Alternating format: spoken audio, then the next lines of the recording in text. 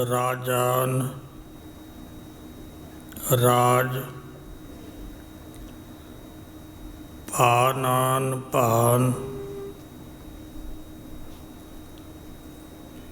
देवान देव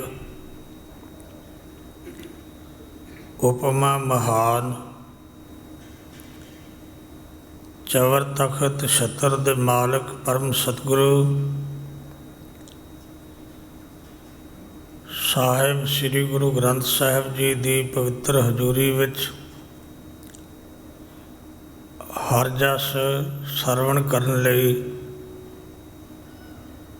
इकत्र होई गुरु रूप साध संगत जी। सारे गुरमुख प्यारे माई भाई बजुर्ग बच्चे गुरु पातशाह जी की बख्शिश की हुई फतेह प्रवान करो।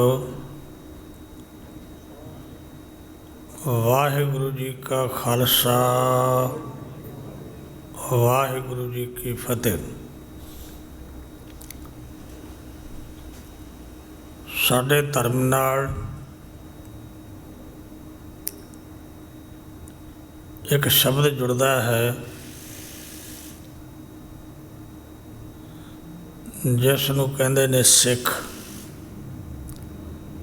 साडा धर्म जो कोई सानू पूछे तुसी कौन हो तो असी कहने असी सिख हाँ। गुरबाणी विच सिख शब्द आया है। साडे रोज़मर्रा दे जीवन विच असी दिन विच कई बार इस सिख शब्द की वरतों करते हाँ। जदों कोई बच्चा कोई व्यक्ति किसी काम वाल ध्यान ना दे के वार वार समझाण ते ना समझे तां असीं अक्सर ये गल कहते हैं कि तैनूं किन्नी बार कहा है बई तू ये सिख ला, इस काम नूं सिख। जदों असीं गहराई विच जाके सोचांगे तां सिख शब्द का अर्थ है सिखण वाला, जिसने कुछ अपने जीवन विच सीखना है। ते सिੱਖਿਆ हमेशा वो कुछ जाता है जो मनुख नूं आउंदा नहीं। बच्चे विद्या सीखण लई स्कूल विच जांदे ने ते उन्हां नूं कहा जांदा सिक्ख्यार्थी। सिक्ख्या दे अर्थ सिक्ख्या लैण लई पाठशाला विच पहुँचे वो बच्चे जिहड़े सीखण लई आए ने वो सिक्ख्यार्थी। शब्द जिहड़ा सिख है वो बड़ा प्यारा है। भावें ये 2 अखरां दा शब्द है पर इस शब्द विच बहुत गुझे भेद छुपे हुए ने। जदों असी गुरु साहिब दी पावन बाणी नूं पढ़दे हाँ सानू पता चलदा है सिख ते सिखी जिहड़ी गल सिख ने सिख लई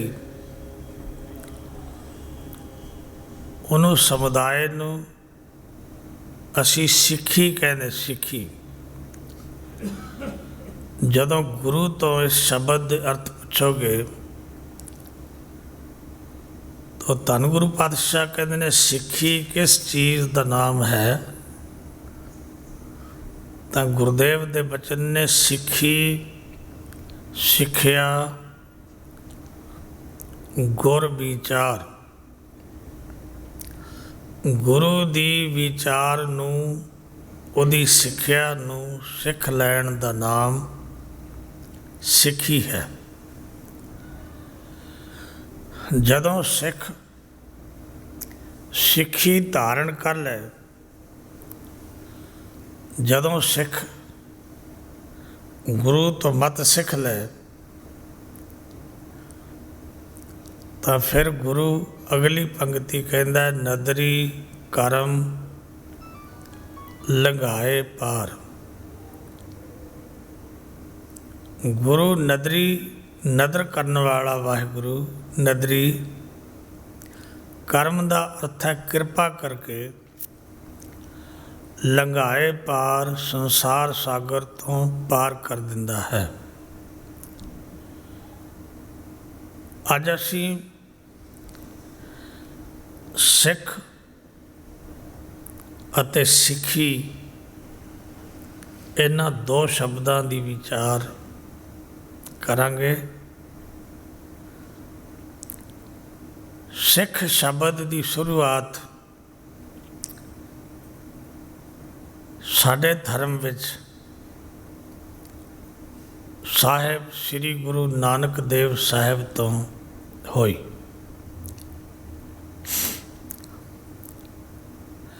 एक ऐसा धर्म जो बहुत पुराना नहीं, एक ऐसा धर्म जिस विच बहुत कुछ दूसरे धर्मां नालों अलग है। एक ऐसा धर्म जिस विच कोई भरम नहीं, जिस विच कोई भुलेखा नहीं। एक ऐसा धर्म जिसनूं साहिब श्री गुरु नानक देव साहिब जी ने अपने अनुयायियों नूं केवल ते केवल एक नाल जोड़िया। उन्हां संसार दे लोकां नूं दस्सिया कि एको है भाई, एको है साहिब मेरा, एको है। गुरु नानक देव साहिब नाल जेड़े लोग गुरु नानक साहिब की दिती हुई आवाज़ नूं सुनन लई उन्हां नाल जुड़ के ईश्वर की प्राप्ति लई, उन्हां दे सिद्धांत नूं समझ के अकाल पुरख दा नाम जपण लई गुरु नानक साहिब नाल जुड़े, उन्हां नूं संसार दे लोकां ने सिख कहा। सिख एक विचार दा नाम है। सिख किसी लिबास का नाम नहीं है। सिख एक गहरी विचार जो अपने तो शुरू होके अकाल पुरख वाहिगुरु तक पहुँच जाती है, जिथे जाके उस नाल जुड़न वाला व्यक्ति ये समझ जाता है कि मैं हाँ ही नहीं। एक खेड जिसनों मैं वेखना चाहता सा, ये कुछ होर है। बस मैं नहीं हाँ, तू ही है। तू करता तू हुआ, मुझ में रहा न हूँ। जब आपा पर का मिट गया, जत देखा तत तू। सिख ਆਪਣੇ ਆਪੇ ਵਿੱਚੋਂ, ਆਪਣੇ ਸਰੀਰ ਵਿੱਚੋਂ ਈਸ਼ਵਰ ਦੀ ਖੋਜ ਹੈ। ਉਸ ਈਸ਼ਵਰ ਦੀ ਜਿਸ ਦਾ ਚੱਕਰ, ਚਿਹਨ, ਵਰਨ, ਜਾਤ, ਰੰਗ, ਰੂਪ ਕੁਝ ਵੀ ਨਹੀਂ, ਜੋ ਹੈ ਇਸ ਤਰ੍ਹਾਂ ਜਿਵੇਂ ਫੁੱਲ ਵਿੱਚ ਮਹਿਕ, ਜੋ ਹੈ ਇਸ ਤਰ੍ਹਾਂ ਜਿਵੇਂ ਸ਼ੀਸ਼ੇ ਵਿੱਚ ਪਰਛਾਵਾਂ, ਜਿਸ ਦਾ ਨਿਵਾਸ ਸਾਡੇ ਹੀ ਅੰਦਰ ਹੈ, ਇਤਨਾ ਨੇੜੇ ਕਿ ਦਿਖਾਈ ਨਹੀਂ ਦਿੰਦਾ। ਕਿਉਂਕਿ ਜਦੋਂ ਤੁਸੀਂ ਕਿਸੇ ਦੂਸਰੀ ਚੀਜ਼ ਨੂੰ ਦੇਖਣਾ ਹੁੰਦਾ ਤੇ ਮਨੁੱਖ ਕੇਵਲ ਉਸ ਨੂੰ ਦੇਖ ਸਕਦਾ ਹੈ ਜੋ ਥੋੜ੍ਹੀ ਦੂਰ ਹੈ। ਕਿਤਾਬ ਪੜ੍ਹਦੇ ਹੋ, ਕਦੇ ਕਿਤਾਬ ਨੂੰ ਅੱਖਾਂ ਦੇ ਨਾਲ ਲਾ ਕੇ ਤੁਸੀਂ ਨਹੀਂ ਪੜ੍ਹਿਆ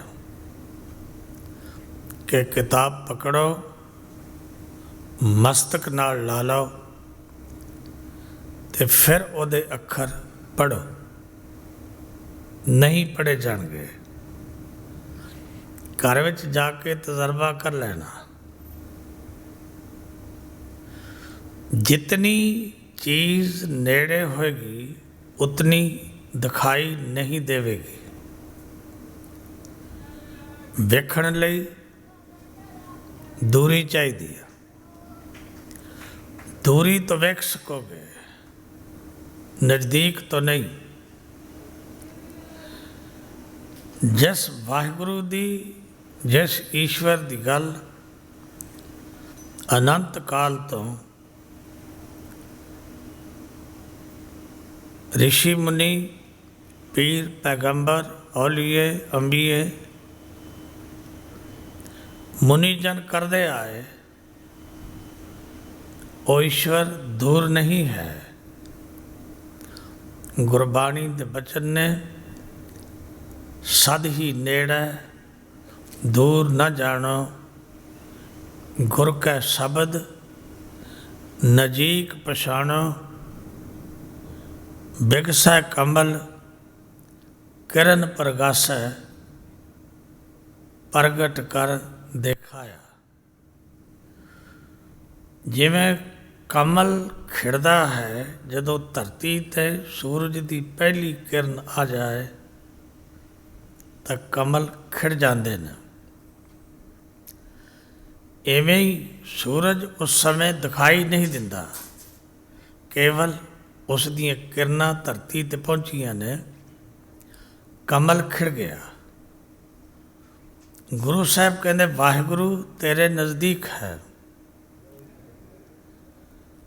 ਤੇਰੇ ਨਜ਼ਦੀਕ ਵਾਹਿਗੁਰੂ। ਰਵਿਦਾਸ ਜੀ ਮਹਾਰਾਜ ਨੇ ਖੋਜ ਕੀਤੀ, ਕਹਿਣ ਲੱਗੇ ਤੇਰੇ ਹੱਥ ਦੂਰ ਚਲੇ ਜਾਂਦੇ ਨੇ, ਇਹਨਾਂ ਹੱਥਾਂ ਤੋਂ ਵੀ ਤੇਰੇ ਨੇੜੇ ਹੈ। ਤੇਰੇ ਪੈਰ ਤੇਰੇ ਤੋਂ ਦੂਰ ਨੇ, ਦੂਰ ਹੱਥ ਲਿਜਾ ਕੇ ਤੂੰ ਇਸ ਨੂੰ ਵੇਖ ਸਕਦਾ। ਪੈਰ ਦੂਰ ਨੇ, ਤੂੰ ਪੈਰਾਂ ਨੂੰ ਵੇਖ ਸਕਦਾ,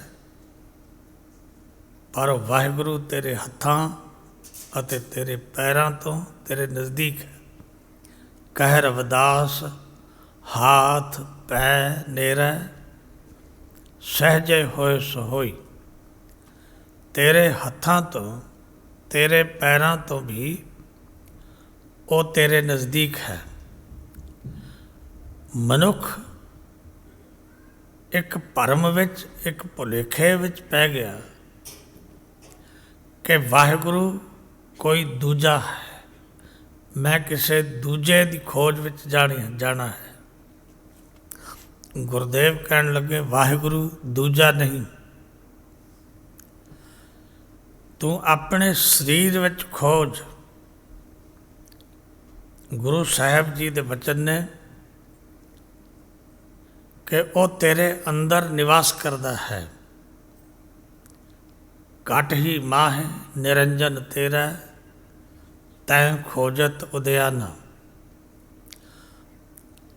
ਉਹ ਤੇਰੇ ਅੰਦਰ ਹੈ, ਪਰ ਤੂੰ ਉਸ ਨੂੰ ਜੰਗਲਾਂ ਵਿੱਚ ਲੱਭ ਰਿਹਾ ਹੈ। ਇਹ ਤੇਰਾ ਇੱਕ ਭੁਲੇਖਾ ਹੈ। ਇਸ ਕਰਕੇ ਗੁਰਦੇਵ ਜੀ ਨੇ ਬਚਨ ਕਹਿਣ ਲੱਗੇ, ਬੰਦੇ ਖੋਜ ਦਿਲ ਹਰ ਰੋਜ਼, ਨਾ ਫਿਰ ਪਰੇਸ਼ਾਨੀ ਮਾਹੇ। ਆਪਣੇ ਆਪੇ ਨੂੰ ਖੋਜ, ਆਪਣੇ ਅੰਦਰ ਜਾ, ਤੇ ਗੁਰੂ ਦੇ ਬਚਨਾਂ ਦੁਆਰਾ ਉਸ ਈਸ਼ਵਰ ਨੂੰ ਤੂੰ ਲੱਭ ਲਏਗਾ। ਪਰ ਅਫਸੋਸ ਇਸ ਗੱਲ ਦਾ ਹੈ, ਨਾਮ ਸਾਡਾ ਸਿੱਖ ਹੈ। ਗੁਰੂ ਦਾ ਕੰਮ ਸਿੱਖ ਨੂੰ ਸਮਝਾਉਣਾ ਹੈ, ਗੁਰੂ ਦਾ ਕੰਮ ਸਿੱਖ ਨੂੰ ਮਾਰਗ ਦਰਸ਼ਨ ਕਰਨਾ ਹੈ, ਗੁਰੂ ਦਾ ਕੰਮ ਸਿੱਖ ਨੂੰ ਭਟਕਦੇ ਨੂੰ ਰਸਤੇ 'ਤੇ ਤੋਰਨਾ ਹੈ। ਪਰ ਅਫਸੋਸ ਕਿ ਅਸੀਂ ਰਸਤੇ 'ਤੇ ਤੁਰਨ ਦਾ ਨਾਮ ਨਹੀਂ ਲੈਂਦੇ। ਇਹ ਨਹੀਂ ਕਿ ਅਸੀਂ ਬਾਣੀ ਨਹੀਂ ਪੜ੍ਹਦੇ, ਇਹ ਵੀ ਨਹੀਂ ਕਿ ਅਸੀਂ ਸੰਗਤ ਨਹੀਂ ਕਰਦੇ,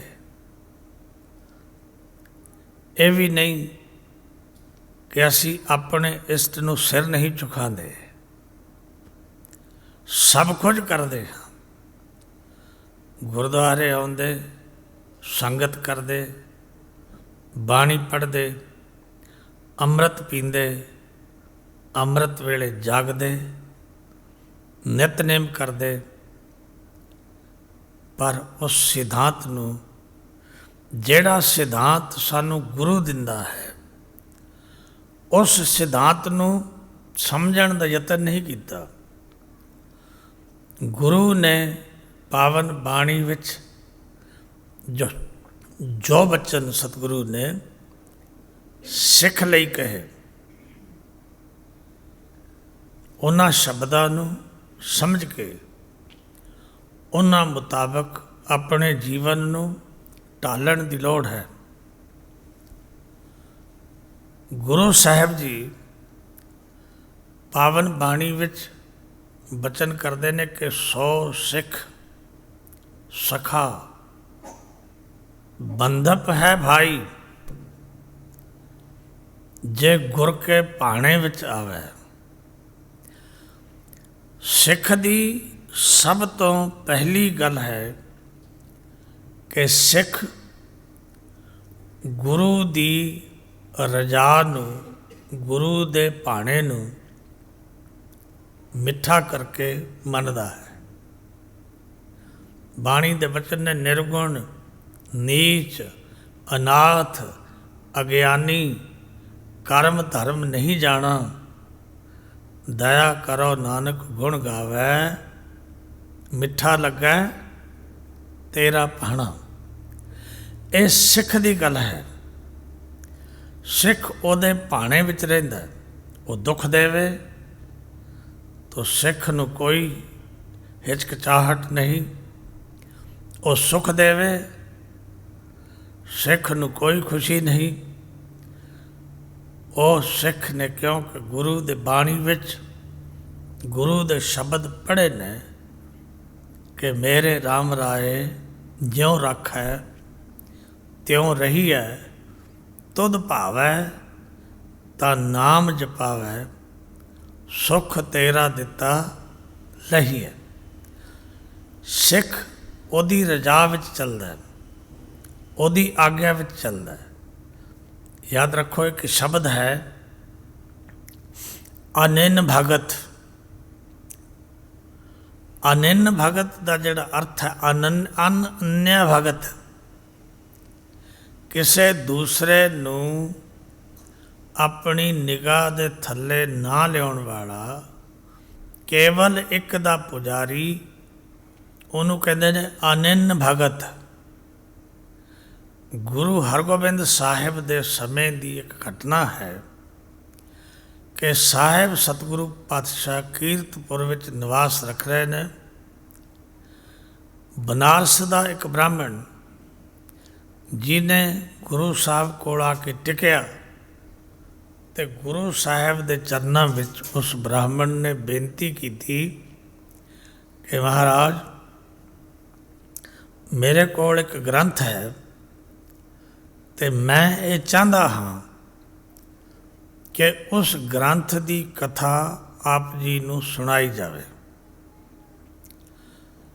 ਯਾਦ ਰੱਖਿਓ, ਜਦੋਂ ਕਿਸੇ ਧਰਮ ਲਈ ਕਿਸੇ ਦੂਸਰੇ ਦੇ ਧਰਮ ਦੇ ਗ੍ਰੰਥ ਨੂੰ ਤੁਸੀਂ ਪੜ੍ਹਦੇ ਹੋ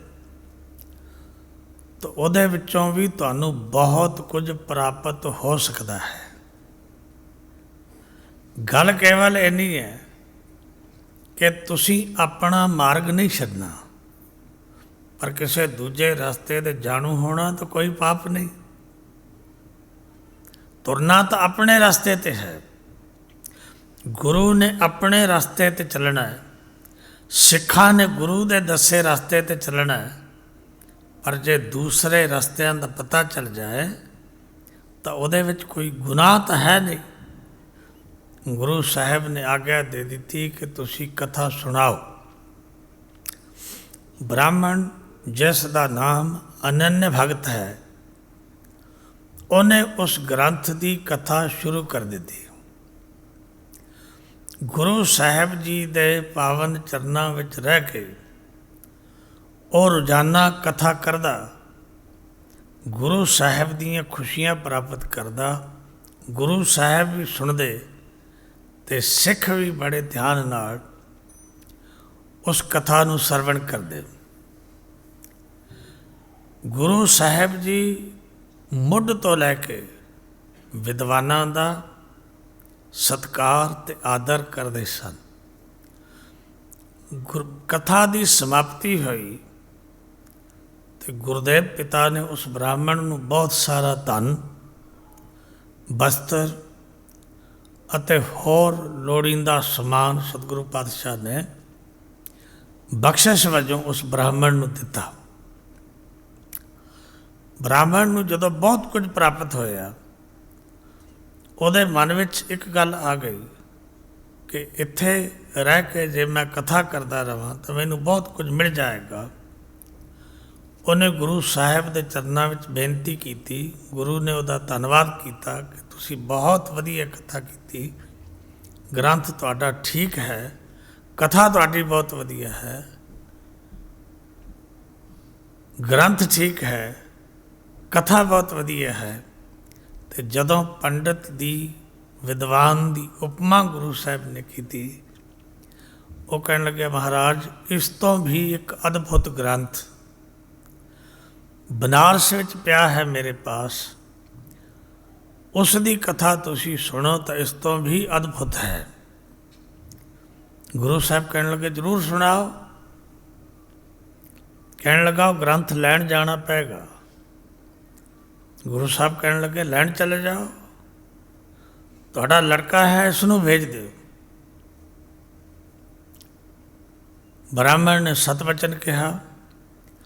ਗੁਰੂ ਸਾਹਿਬ ਨੇ ਰਸਤੇ ਦਾ ਖਰਚਾ ਦਿੱਤਾ, ਰਸਦ ਦਿੱਤੀ, ਨਾਲ ਸੂਰਮੇ ਸਿੱਖ ਦਿੱਤੇ ਰਖਵਾਲੀ ਲਈ। ਪਰ ਕੱਲ੍ਹ ਨੂੰ ਜਿਵੇਂ ਬ੍ਰਾਹਮਣ ਦੇ ਬੇਟੇ ਨੇ ਜਾਣਾ ਹੈ, ਤੇ ਅੱਜ ਉਸ ਬ੍ਰਾਹਮਣ ਨੇ ਹਵਨ ਸ਼ੁਰੂ ਕਰ ਦਿੱਤਾ ਕਿ ਕੱਲ੍ਹ ਨੂੰ ਮੇਰੇ ਲੜਕੇ ਨੇ ਰਸਤੇ 'ਤੇ ਲੰਬੇ ਪੈਂਡੇ 'ਤੇ ਜਾਣਾ ਹੈ, ਇਸ ਕਰਕੇ ਕੋਈ ਬਾਧਾ ਨਾ ਆਏ तो मैं हवन करना है। गुरु साहब क्या कर लो। पूरी रात ब्राह्मण जाग के मंत्रां दा उच्चारण करता रहा। दिन चढ़िया जदों तैयारी होने लगी, वो लड़का तैयार होके अपने पिता नूं गुरुदेव पातशाह नूं नमस्कार करके जान लग्या, तो खोते ने कान हिला दिते। ब्राह्मण कहने लगा रुक जाओ, अज नहीं जाना। गुरु साहब कहने लगे क्यों? कहने लगा बदशगनी हो गई।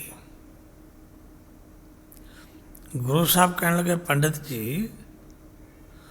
ਤੁਸੀਂ ਰਾਤ ਭਰ ਵੇਦਾਂ ਦੇ ਮੰਤਰਾਂ ਦਾ ਉਚਾਰਨ ਕਰਦੇ ਰਹੇ ਹੋ, ਤੁਹਾਨੂੰ ਮੈਂ ਨਾਲ ਜਾਣ ਲਈ ਰਾਸ਼ਨ ਦਿੱਤਾ ਹੈ, ਸਿੰਘ ਦਿੱਤੇ ਨੇ, ਰਸਤੇ ਦਾ ਖਰਚਾ ਦਿੱਤਾ ਹੈ, ਤੁਹਾਡੇ ਘਰ ਲਈ ਵਸਤੂਆਂ ਦਿੱਤੀਆਂ ਨੇ। ਸਿੰਘ ਇਹਦੇ ਨਾਲ ਜਾਣਗੇ, ਸਿੱਖ ਵਾਪਸ ਆਉਣਗੇ, ਆਪਦਾ ਕੀ ਆ ਜਾਏਗੀ? ਕਹਿਣ ਲੱਗਾ ਨਹੀਂ। ਗੁਰੂ ਸਾਹਿਬ ਕਹਿਣ ਲੱਗੇ ਪੰਡਿਤ ਜੀ, ਫਿਰ ਅਨੰਨ ਭਗਤ ਨਾਮ ਰਖਾਉਣ ਨਾਲ ਕੋਈ ਅਨੰਨ ਭਗਤ ਨਹੀਂ ਬਣਦਾ। ਤੁਹਾਡਾ ਨਾਮ ਅਨੰਨ ਭਗਤ ਹੈ, ਪਰ ਤੁਹਾਨੂੰ ਤੁਹਾਡੇ ਧਰਮ ਦੇ ਗ੍ਰੰਥਾਂ 'ਤੇ ਇਤਬਾਰ ਨਹੀਂ। ਉਹਨਾਂ ਦੇ ਮੰਤਰ ਪੜ੍ਹੇ, ਹਵਨ ਕੀਤਾ, ਤਾਂ ਫਿਰ ਵੀ ਤੁਸੀਂ ਕਹਿੰਦੇ ਹੋ ਖੋਤੇ ਦੇ ਕੰਨ ਹਿੱਲੇ, ਅਤੇ ਤੁਸੀਂ ਕਿਹਾ ਨਹੀਂ ਇਹ ਕੰਮ ਨਹੀਂ ਹੋ ਸਕਦਾ ਕਿਉਂਕਿ ਬਦਸ਼ਗਨੀ ਹੋ ਗਈ। ਗੁਰੂ ਸਾਹਿਬ ਕਹਿੰਦੇ ਪੰਡਿਤ ਜੀ ਮੈਂ ਤੁਹਾਨੂੰ ਦੱਸਦਾ ਕਿ ਅਨੰਨ ਭਗਤ ਕੀ ਹੁੰਦਾ। ਇੱਕ ਸਿੱਖ ਨੂੰ ਬੁਲਾਇਆ, ਆਓ। ਸਿੱਖ ਆ ਗਿਆ। ਗੁਰੂ ਸਾਹਿਬ ਕਹਿਣ ਲੱਗੇ ਇਹ ਇੱਕ ਟਕਾ ਹੈ, ਇਹ ਟਕਾ ਲੈ ਜਾਓ ਅਤੇ ਸੰਗਲਾ ਦੀਪ ਵਿੱਚ ਚਲੇ ਜਾਓ। ਉੱਥੇ ਰਾਜੇ ਦੇ ਪਾਸ ਇੱਕ ਪ੍ਰਾਣ ਸੰਗਲੀ ਨਾਮ ਦੀ ਪੋਥੀ ਪਈ ਹੈ, ਉਹ ਲੈ ਕੇ ਆਓ। ਸਿੱਖ ਨੇ ਗੁਰੂ ਦੀ ਬਖਸ਼ਿਸ਼ ਟਕਾ ਦੋਵੇਂ ਹੱਥ ਪਸਾਰ ਕੇ ਲਿਆ, ਗੁਰੂ ਨੂੰ ਨਮਸਕਾਰ ਕੀਤੀ, ਗੁਰੂ ਦੇ ਚਰਨਾਂ 'ਚ ਬੇਨਤੀ ਕੀਤੀ, ਸਤਿਗੁਰੂ ਇਹ ਕਾਰਜ ਤੁਸੀਂ ਆਪ ਹੀ ਸਿਰ 'ਤੇ ਹੱਥ ਰੱਖ ਕੇ ਕਰਾ ਲੈਣਾ ਹੈ। ਸਿੱਖ ਨੇ ਦੂਜਾ ਸਵਾਲ ਨਹੀਂ ਕੀਤਾ, ਗੁਰੂ ਨੂੰ ਨਮਸਕਾਰ ਕੀਤੀ ਅਤੇ ਸਿੱਖ ਆਪਣੇ ਰਸਤੇ 'ਤੇ ਪੈ ਗਿਆ। ਗੁਰੂ ਸਾਹਿਬ ਉਸ ਬ੍ਰਾਹਮਣ ਨੂੰ ਕਹਿਣ ਲੱਗੇ ਇਸ ਦਾ ਨਾਮ ਹੈ ਅਨੰਨ ਭਗਤ। ਇਹਨੇ ਨਹੀਂ ਪੁੱਛਿਆ ਕਿ ਮੇਰੇ ਕੋਲ ਤੁਸੀਂ 2 ਪੈਸੇ ਦਿੱਤੇ ਨੇ, 1 ਟਕਾ ਦਿੱਤਾ ਹੈ, ਇਸ ਟਕੇ ਨਾਲ ਮੈਂ ਰਸਤੇ ਦਾ ਪੈਂਡਾ ਵੀ ਕਰਨਾ, ਮੈਨੂੰ ਕਿਤੇ ਕਿਸੇ ਚੀਜ਼ ਦੀ ਸਵਾਰੀ ਵੀ ਲੈਣੀ ਪੈਗੀ, ਮੈਨੂੰ ਭੁੱਖ ਲੱਗ ਸਕਦੀ, ਭੋਜਨ ਵੀ ਚਾਹੀਦਾ ਹੈ, ਕਿੰਨਾ ਸਮਾਂ ਲੱਗੇਗਾ, ਤਨ ਦੇ ਕੱਪੜੇ ਵੀ ਫਟ ਸਕਦੇ ਨੇ, ਉਹ ਵੀ ਚਾਹੀਦੇ ਨੇ, 1 ਟਕੇ ਨਾਲ ਕੀ ਹੋਏਗਾ?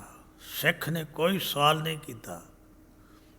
ਸਤਿਗੁਰੂ ਪਾਤਸ਼ਾਹ ਜੀ ਕਹਿਣ ਲੱਗੇ ਪੰਡਿਤ ਜੀ ਮੈਂ ਤੁਹਾਨੂੰ ਇਹ ਗੱਲ ਦੱਸਦਾ ਕਿ ਇਹ ਸਿੱਖ ਪ੍ਰਾਣ ਸੰਗਲੀ ਪੋਥੀ ਲੈ ਕੇ ਆਏਗਾ, ਇਹਦਾ ਨਾਂ ਹੈ ਅਨੰਨ ਭਗਤੀ। ਗੁਰੂ ਸਾਹਿਬ ਨੇ ਬਾਣੀ ਵਿੱਚ ਸਿੱਖ ਦੇ ਜੀਵਨ ਸੰਬੰਧੀ ਕੁਝ ਗੱਲਾਂ ਕਹੀਆਂ ਕਿ ਸਿੱਖ ਕਿਹੋ ਜਿਹਾ ਹੋਵੇ, ਸਿੱਖ ਕਿਸ ਨੂੰ ਕਹਿੰਦੇ ਨੇ। ਯਾਦ ਰੱਖੋ, ਅਗਰ ਤੁਸੀਂ ਗੁਰੂ ਦੀ ਗੱਲ ਵੱਲ ਧਿਆਨ ਦਿਓਗੇ ਅਤੇ ਆਪਣੀ ਸਿੱਖੀ ਵੱਲ, ਆਪਣੀ ਸੋਚ ਵੱਲ, ਆਪਣੇ ਰੋਜ਼ਮर्रा ਦੇ ਜੀਵਨ ਵੱਲ ਧਿਆਨ ਦਿਓਗੇ ਅਤੇ ਗੁਰੂ ਦੀ ਪਵਿੱਤਰ ਬਾਣੀ ਨੂੰ ਸੁਣ ਕੇ ਜਦੋਂ ਗੁਰੂ ਸਿੱਖੀ ਦੀ ਗੱਲ ਕਰੇਗਾ ਤਾਂ ਸਾਡਾ ਸਿਰ ਆਪਣੇ ਆਪ ਸ਼ਰਮ ਨਾਲ ਝੁਕ ਜਾਏਗਾ ਕਿ ਮੈਂ ਤਾਂ, ਮੇਰੇ 'ਤੇ ਤਾਂ ਇੱਕ ਬਚਨ ਵੀ ਗੁਰੂ ਦਾ ਨਹੀਂ ਕੱਟਦਾ, ਮੈਂ ਸਿੱਖ ਕਿਵੇਂ ਹੋ ਗਿਆ। ਆਪਣੇ ਆਪ ਨੂੰ ਧਰਖਾਰ ਦਿਓਗੇ ਕਿ ਮੈਂ ਸਿੱਖ ਨਹੀਂ ਹਾਂ। ਸਿੱਖ ਲਈ ਤਾਂ ਗੁਰੂ ਕਿੰਨਾ ਕੁਝ ਕਹਿੰਦਾ ਹੈ। ਧੰਨ ਸਤਿਗੁਰੂ ਸੱਚੇ ਪਾਤਸ਼ਾਹ ਦੇ ਪਾਵਨ ਬਚਨ ਜੋ ਗੁਰੂ ਨੇ ਸਿੱਖ ਲਈ ਕਹੇ ਕਿ ਜਿਹੜਾ ਸਿੱਖ ਅਖਵਾਉਂਦਾ ਹੈ, ਜਿਹਨੂੰ ਲੋਕ ਸਿੱਖ ਆਖਦੇ ਨੇ, ਉਹਦੇ ਜਿਹੜੇ ਕਰਮ ਨੇ ਉਹ ਕੀ ਨੇ? ਕਿਉਂਕਿ ਕਰਮਾਂ ਦਾ ਨਾਮ ਹੈ ਨਾ। ਕਰਮ ਕਹਾਣੀ ਤੁਸੀਂ ਪਾਉਂਦੇ ਹੋ ਨਾ ਕਿ ਸ਼ਕਲ ਮੋਮਨਾਂ ਦੀ ਅਤੇ ਕੰਮ ਕਾਫਰਾਂ ਦੇ। ਕਰਮ ਪ੍ਰਧਾਨ ਨੇ। ਜੇ ਧਰਮ ਕਮਾਵੈ ਤਿਸ ਧਰਮ ਨਾ ਹੋਵੈ, ਪਾਪ ਕਮਾਣੇ ਪਾਪੀ ਜਾਣੀਐ। ਜਿਹੜਾ ਧਰਮ ਦੇ ਕਰਮ ਕਰਦਾ ਹੈ ਲੋਕ ਉਹਨੂੰ ਕਹਿੰਦੇ ਨੇ ਬੜਾ ਧਰਮੀ ਹੈ, ਅਤੇ ਜਿਹੜਾ ਪਾਪ ਦੇ ਕਰਮ ਕਰਦਾ ਹੈ ਲੋਕ ਉਹਨੂੰ ਕਹਿੰਦੇ ਨੇ ਬੜਾ ਪਾਪੀ ਹੈ।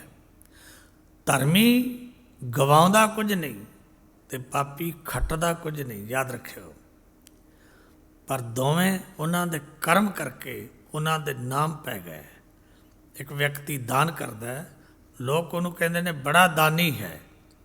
ਇੱਕ ਵਿਅਕਤੀ ਮਿੱਠਾ ਬੋਲਦਾ ਹੈ, ਲੋਕ ਉਹਨੂੰ ਕਹਿੰਦੇ ਨੇ ਬੜਾ ਚੰਗਾ ਹੈ, ਇਹਦਾ ਸੁਭਾਅ ਬੜਾ ਚੰਗਾ ਹੈ, ਬੜਾ ਮਿੱਠ ਬੋਲੜਾ ਹੈ। ਯਾਦ ਰੱਖਿਓ, ਸਿੱਖ ਦੇ ਕਰਮ ਕੈਸੇ ਹੋਣੇ ਚਾਹੀਦੇ ਨੇ, ਕਿਉਂਕਿ ਸਿੱਖ ਕਰਮਾਂ ਦੇ ਆਧਾਰਿਤ ਹੈ। ਜੇ ਕਬੀਰ ਜੀ ਦੀ ਪਾਵਨ ਬਾਣੀ ਵਿੱਚ ਇਹ ਗੱਲ ਆਉਂਦੀ ਹੈ ਕਿ ਬ੍ਰਾਹਮਣ ਦੇ ਘਰ ਜਨਮੇ ਹੋਏ ਬੱਚੇ ਨੂੰ ਮੈਂ ਬ੍ਰਾਹਮਣ ਨਹੀਂ ਕਹਾਂਗਾ, ਮੈਂ ਬ੍ਰਾਹਮਣ ਉਸ ਨੂੰ ਕਹਾਂਗਾ ਜਿਹੜਾ ਬ੍ਰਹਮ ਦੀ ਵਿਚਾਰ ਕਰਦਾ ਹੈ। ਕਹੋ ਕਬੀਰ ਜੋ ਬ੍ਰਹਮ ਵਿਚਾਰ ਹੈ, ਸੋ ਬ੍ਰਾਹਮਣ ਕਹੀਅਤ ਹੈ ਹਮਾਰਾ। ਇਵੇਂ ਹੀ ਸਾਨੂੰ ਸਮਝਣਾ ਪਏਗਾ ਕਿ ਸਿੱਖ ਦੇ ਘਰ ਜਨਮ ਕੇ ਵੀ ਕੋਈ ਸਿੱਖ ਨਹੀਂ, ਕਿਉਂਕਿ ਉਹਦਾ ਜੀਵਨ ਦੱਸੇਗਾ ਕਿ ਉਹਦਾ ਜੀਵਨ ਗੁਰੂ ਦੀ ਕਸਵੱਟੀ 'ਤੇ ਪੂਰਾ ਉਤਰਦਾ ਹੈ। ਜਿਹੜੀ ਪਰਿਭਾਸ਼ਾ ਸਿੱਖ ਦੀ ਗੁਰੂ ਨੇ ਕਹੀ ਹੈ, ਅਗਰ ਉਸ 'ਤੇ ਪੂਰਾ ਉਤਰਦਾ ਹੈ ਤਾਂ ਸਿੱਖ ਹੈ, ਅਤੇ ਨਹੀਂ ਫਿਰ ਉਹਨੂੰ ਅਜੇ ਸਿੱਖਣ ਲਈ ਬਹੁਤ ਕੁਝ ਬਾਕੀ ਹੈ। ਉਹਨੂੰ ਸਿੱਖਣਾ ਪਏਗਾ, ਅਤੇ ਜਦੋਂ ਸਿੱਖ ਗਿਆ ਤਾਂ ਫਿਰ ਸਿੱਖ ਬਣ ਜਾਏਗਾ। ਗੁਰਦੇਵ ਪਿਤਾ ਪਾਵਨ ਬਾਣੀ ਵਿੱਚ ਜ਼ਿਕਰ ਕਰਦੇ ਨੇ, ਗੁਰ ਸਤਿਗੁਰ ਕਾ ਜੋ ਸਿੱਖ ਅਖਾਏ। ਗੁਰੂ ਦਾ ਸਿੱਖ ਜਿਹੜਾ ਅਖਵਾਉਂਦਾ ਹੈ, ਸੋ ਭਲ ਕੇ ਉੱਠ ਹਰ ਨਾਮ ਤੇ ਆਵੇ। ਉਹ ਜਾਗੇ, ਜਦੋਂ ਜਾਗਦਾ ਹੈ ਉਹ ਅਕਾਲ ਪੁਰਖ ਵਾਹਿਗੁਰੂ ਦੇ ਨਾਮ ਦਾ ਚਿੰਤਨ ਕਰੇ। ਯਾਦ ਰੱਖਿਓ, ਅਸੀਂ ਸ਼ਬਦ ਪੜ੍ਹਦੇ ਉਠਤ ਬੈਠਤ ਸੋਵਤ ਨਾਮ, ਕਹੋ ਨਾਨਕ ਜਨ ਕੈ ਸਦਕਾਮ। ਸੰਤ ਬਾਬਾ ਅਤਰ ਸਿੰਘ ਜੀ ਮਹਾਰਾਜ ਮਸਤੂਆਣੇ ਵਾਲੇ ਮਹਾਰਾਜਾ ਪਟਿਆਲੇ ਦੇ ਘਰ ਵਿੱਚ ਦੀਵਾਨ ਸਜੇ। ਅੰਮ੍ਰਿਤ ਵੇਲੇ ਇੱਕ ਦਿਨ ਆਪ ਦਿਸ਼ਾ ਜਾਣ ਲੱਗੇ ਅਤੇ ਰਾਜੇ ਦੇ ਪਾਸ ਉਹ ਜਿਹੜਾ ਬਰਤਨ ਸੀ, ਜਿਹਨੂੰ ਲੋਕ ਪੁਰਾਣੇ ਸਮਿਆਂ ਵਿੱਚ ਪੁਰਾਣੇ ਸੰਤ ਰੱਖਦੇ ਸਨ, ਇੱਕ ਗੋਲ ਆਕਾਰ ਦਾ ਜਿਹਦੇ ਉੱਪਰ ਕੁੰਡਾ ਲੱਗਿਆ ਹੁੰਦਾ, ਉਹਨੂੰ ਗੜਵਾ ਕਹਿੰਦੇ ਸਨ। ਉਹ ਜਲ ਦਾ ਗੜਵਾ ਜਿਹੜਾ ਸੀ ਉਹ ਰਾਜੇ ਨੇ ਪਕੜਿਆ ਸੀ ਅਤੇ ਅੰਮ੍ਰਿਤ ਵੇਲੇ ਮਹਾਂਪੁਰਸ਼ਾਂ ਦੇ ਨਾਲ ਜਾ ਰਿਹਾ ਸੀ।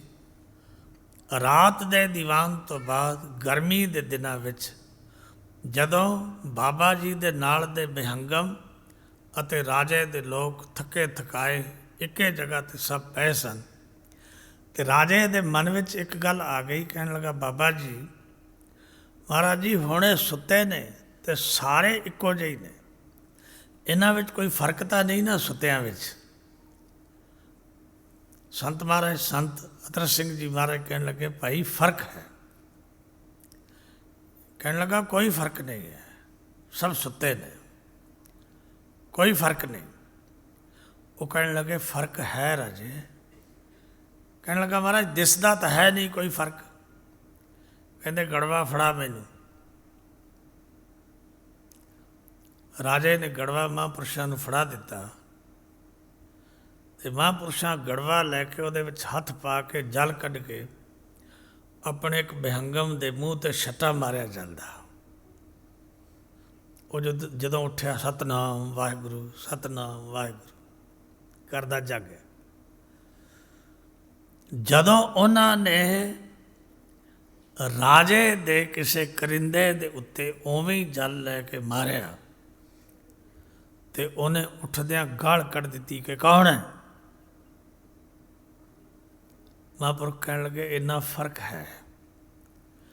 ਜੇ ਰੱਬ ਦੇ ਪਿਆਰੇ ਸੌਂਦੇ ਨੇ ਤਾਂ ਵੀ ਈਸ਼ਵਰ ਨਾਲ ਜੁੜੇ ਹੋਏ, ਅਤੇ ਜੇ ਜਾਗਦੇ ਨੇ ਤਾਂ ਵੀ ਈਸ਼ਵਰ ਨਾਲ ਜੁੜੇ ਹੋਏ।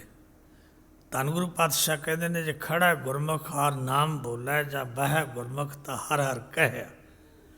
ਜੇ ਉਹ ਖੜੇ ਹੁੰਦੇ ਨੇ ਤਾਂ ਵੀ ਵਾਹਿਗੁਰੂ ਦਾ ਨਾਮ ਲੈਂਦੇ ਨੇ, ਜੇ ਬੈਠਦੇ ਨੇ ਤਾਂ ਵੀ ਵਾਹਿਗੁਰੂ ਦਾ ਨਾਮ ਲੈਂਦੇ ਨੇ। ਗੁਰੂ ਸਾਹਿਬ ਦੇ ਹੁਕਮ ਨੇ ਕਿ ਗੁਰ ਸਤਿਗੁਰ ਕਾ ਜੋ ਸਿੱਖ ਅਖਾਏ, ਸੋ ਭਲ ਕੇ ਉਠ ਹਰ ਨਾਮ ਧਿਆਵੈ।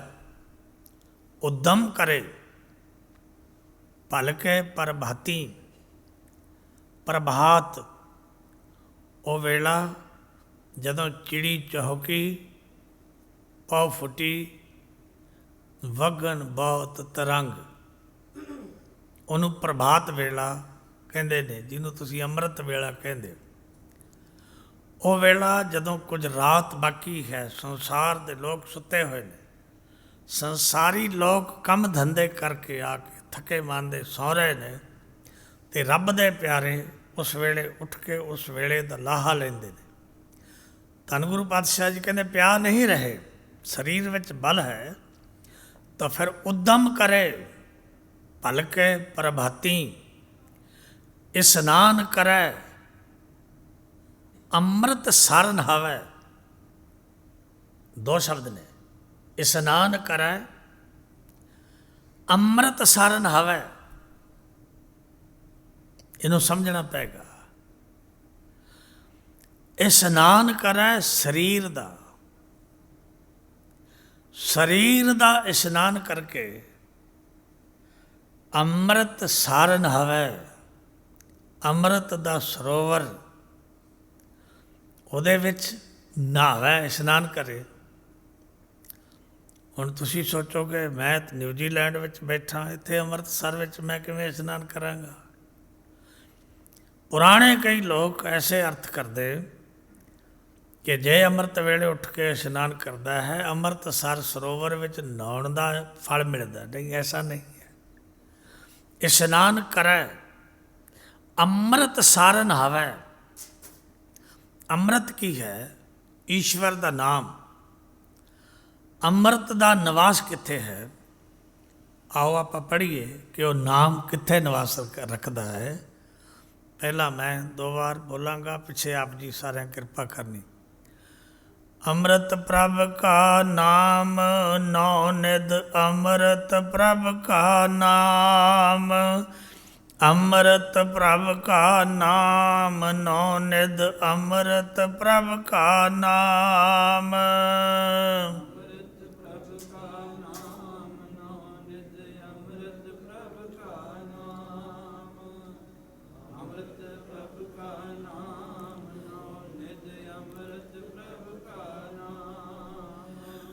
ਅੰਮ੍ਰਿਤ ਪ੍ਰਭ ਕਾ ਨਾਮ ਨੌ ਨਿਧ, ਅੰਮ੍ਰਿਤ ਪ੍ਰਭ ਕਾ ਨਾਮ, ਅੰਮ੍ਰਿਤ ਪ੍ਰਭ ਕਾ ਨਾਮ ਨੌ ਨਿਧ, ਅੰਮ੍ਰਿਤ ਪ੍ਰਭ ਕਾ ਨਾਮ।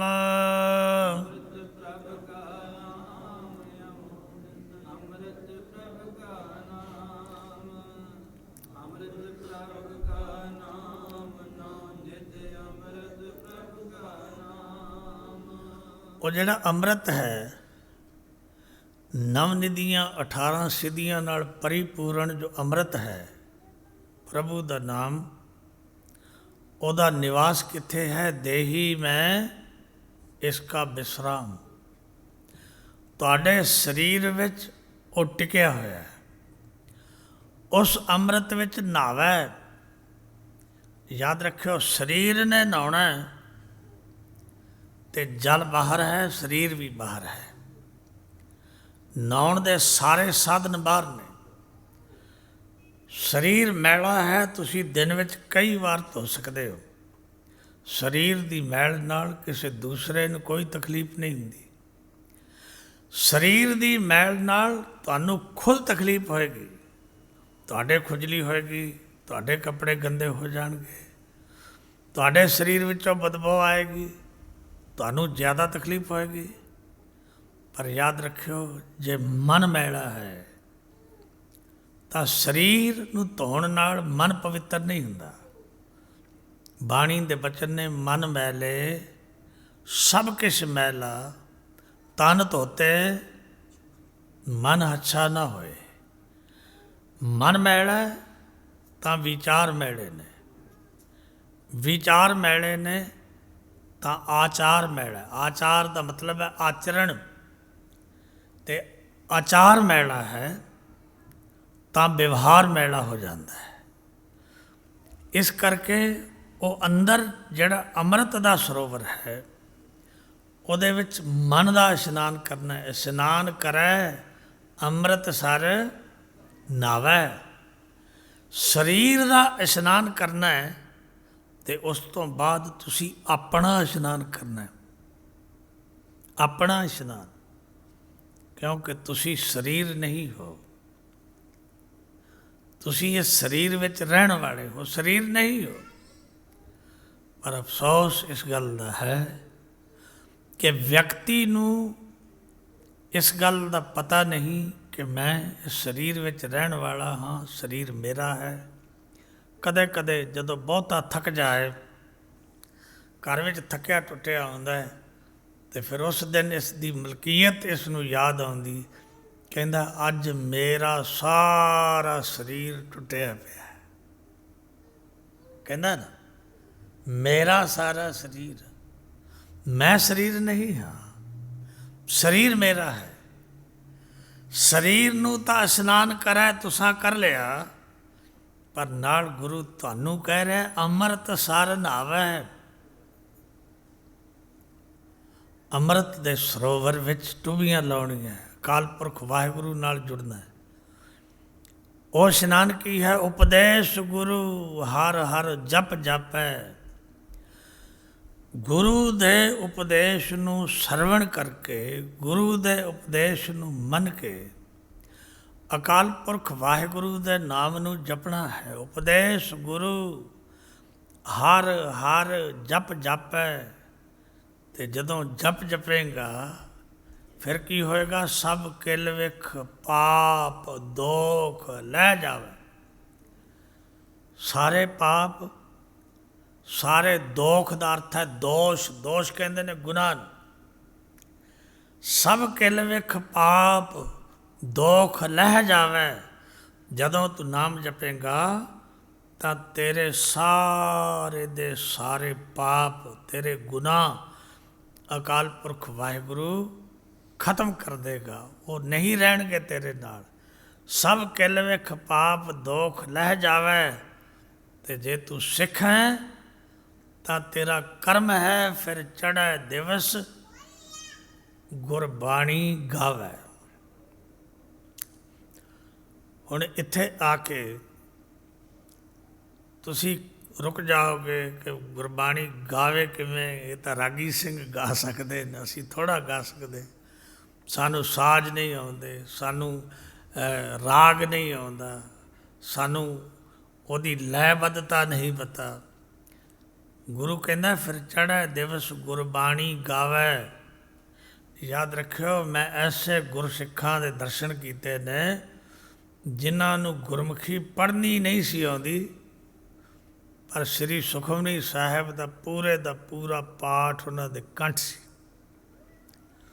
ਮੈਂ ਉਹਨਾਂ ਨੂੰ ਪੁੱਛਿਆ, ਗੁਰਮੁਖੋ ਕਿਵੇਂ ਯਾਦ ਕੀਤਾ? ਕਹਿਣ ਲੱਗੇ ਇੱਕ ਪੰਗਤੀ ਕਿਸੇ ਤੋਂ ਸੁਣ ਲੈਂਦੇ ਸੀ ਅਤੇ ਸਾਰਾ ਦਿਨ ਉਹੀ ਪੰਗਤੀ ਪੜ੍ਹੀ ਜਾਣੀ। ਯਾਦ ਰੱਖਿਓ, ਅੱਖਾਂ ਤੋਂ ਹੀਣੇ ਪੁਰਸ਼ ਭਾਈ ਸਾਹਿਬ, ਭਾਈ ਸਾਧੂ ਸਿੰਘ ਹੁੰਦੇ ਸਨ। ਸ੍ਰੀ ਹਜ਼ੂਰ ਸਾਹਿਬ, ਤਖਤ ਸਾਹਿਬ 'ਤੇ ਰਾਗੀ ਸਨ। ਸੰਤ ਬਾਬਾ ਗੁਰਬਚਨ ਸਿੰਘ ਜੀ ਮਹਾਰਾਜ ਭਿੰਡਰਾਂ ਵਾਲਿਆਂ ਦੇ ਉਹ ਵਿਦਿਆਰਥੀ ਸਨ, ਨੇਤਰਹੀਣ ਸਨ। ਬੁਢਾਪੇ ਤੱਕ ਦੀ ਅਵਸਥਾ ਵਿੱਚ ਉਹਨਾਂ ਨੇ ਅੱਧੇ ਤੋਂ ਵੱਧ ਸਾਹਿਬ ਸ੍ਰੀ ਗੁਰੂ ਗ੍ਰੰਥ ਸਾਹਿਬ ਜੀ ਦੀ ਬਾਣੀ ਕੰਠ ਕਰ ਲਈ ਸੀ। ਸਾਡੇ ਕੋਲ ਤਾਂ ਨੇਤਰ ਨੇ। ਅੱਜ ਦੇ ਯੁੱਗ ਵਿੱਚ ਕੋਈ ਐਸਾ ਵੀ ਨਹੀਂ ਜਿਹਨੂੰ ਗੁਰਮੁਖੀ ਨਾ ਪੜ੍ਹਨੀ ਆਉਂਦੀ ਹੋਵੇ। ਸਭ ਪੜ੍ਹ ਸਕਦੇ ਨੇ। ਨਹੀਂ ਪੜ੍ਹਨੀ ਆਉਂਦੀ ਤਾਂ ਸੁਣ ਸਕਦੇ ਹੋ, ਸੁਣ ਕੇ ਯਾਦ ਕਰ ਲਓ। ਤਾਂ ਸਾਹਿਬ ਸਤਿਗੁਰੂ ਪਾਤਸ਼ਾਹ ਕਹਿੰਦੇ ਨੇ ਫਿਰ ਚੜ੍ਹੈ ਦਿਵਸ ਗੁਰਬਾਣੀ ਗਾਵੈ। ਬਹਿੰਦਿਆਂ ਉੱਠਦਿਆਂ ਹਰ ਨਾਮ ਧਿਆਵੈ। ਅੱਜ ਦਾ ਤਰਕਵਾਨ ਸਿੱਖ ਇਹ ਗੱਲ ਕਹਿ ਸਕਦਾ ਹੈ ਕਿ ਫਿਰ ਘਰ ਦਾ ਕੰਮ ਕਿਹੜੇ ਵੇਲੇ ਕਰੇ? ਗੁਰੂ ਸਾਹਿਬ ਨੇ ਤਾਂ ਅੰਮ੍ਰਿਤ ਵੇਲੇ ਤੋਂ ਲੈ ਕੇ ਸਾਰਾ ਦਿਨ ਇਸੇ ਕੰਮ ਵਿੱਚ ਕਹਿ ਦਿੱਤਾ ਕਿ ਇਹੀ ਕੰਮ ਕਰਦਾ ਰਹੋ। ਫਿਰ ਘਰ ਦੇ ਕੰਮ ਕਿਵੇਂ ਕਰਾਂਗੇ, ਪਰਿਵਾਰ ਕਿਵੇਂ ਪਾਲਾਂਗੇ। ਯਾਦ ਰੱਖੋ, ਗੁਰੂ ਕਹਿੰਦਾ ਧਿਆਨ ਰੱਖ, ਧਿਆਨ ਰੱਖ। ਜਦੋਂ ਤੇਰਾ ਧਿਆਨ ਰਹੇਗਾ, ਜਿੱਥੇ ਤੇਰਾ ਧਿਆਨ ਹੈ ਤੂੰ ਉੱਥੇ ਹੈ। ਗੱਡੀ ਚਲਾਉਂਦੇ ਦਾ ਤੇਰਾ ਧਿਆਨ ਕਿਸੇ ਦੂਸਰੀ ਜਗ੍ਹਾ 'ਤੇ ਚਲਿਆ ਜਾਏ ਤਾਂ ਕੀ ਹੋ ਜਾਂਦਾ ਹੈ? ਐਕਸੀਡੈਂਟ, ਸਰੀਰ ਕਰਕੇ ਮੌਤ ਹੋ ਜਾਂਦੀ। ਗੱਲ ਕੀ? ਧਿਆਨ ਦੂਜੀ ਜਗ੍ਹਾ 'ਤੇ ਚਲਿਆ ਗਿਆ। ਜਿੱਥੇ ਤੇਰਾ ਧਿਆਨ ਹੈ ਤੂੰ ਉੱਥੇ ਹਾਜ਼ਰ ਹੈ। ਸਰੀਰ ਦੀ ਹਾਜ਼ਰੀ ਜਿਹੜੀ ਹੈ ਉਹ ਤਾਂ ਇੱਕ ਬੈਠਾ ਹੈ। ਕਦੇ ਗੁਰੂ ਗੋਬਿੰਦ ਸਿੰਘ ਸਾਹਿਬ ਜੀ ਦਾ ਜੀਵਨ ਪੜ੍ਹੋ। ਕੁਝ ਸਿੱਖ ਪਹਿਰਾ ਦੇ ਰਹੇ ਨੇ, ਕੁਝ ਰਾਸ ਵੇਖ ਰਹੇ ਨੇ। ਰਾਸ ਵੇਖਣ ਵਾਲੇ ਡਰ ਰਹੇ ਨੇ ਕਿ ਗੁਰੂ ਕਿਤੇ ਜਾਗ ਨਾ ਪਏ। ਜਿਹੜੇ ਪਹਿਰਾ ਦੇ ਰਹੇ ਨੇ ਪਲੰਗ ਦੇ ਉਧਾਲੇ, ਉਹ ਚਾਹੁੰਦੇ, ਉਹ ਕਹਿੰਦੇ ਨੇ ਕਿ ਚਲੇ ਜਾਂਦੇ ਅਸੀਂ ਵੀ ਰਾਸ ਵੇਖਣ, ਬਾਕੀ ਵੀ ਤਾਂ ਗਏ ਨੇ।